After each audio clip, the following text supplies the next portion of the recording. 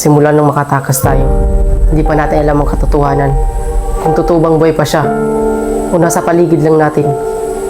Nagiging baliw na tayo sa mga nangyayari. Na hanggang ngayon, hindi pa rin tayo makatakas sa kanya.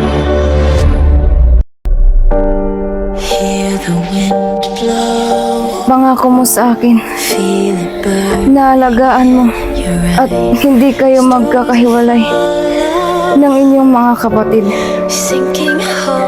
Kunin mo yung box na nasa ilalim ng aking higaan at makikita mo may pulang tela sa loob.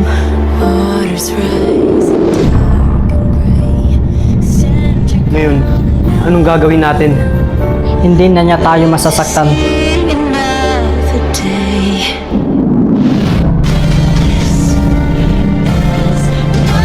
Lumabas si Renel kanina. May nakita siya.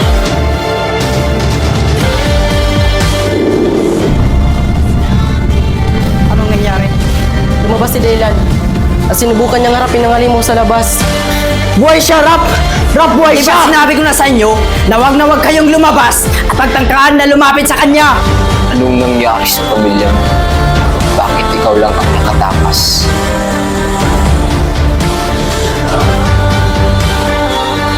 Kailangan natin gumawa ng paraan! Dahil kung hindi, uubusin niya tayong lahat!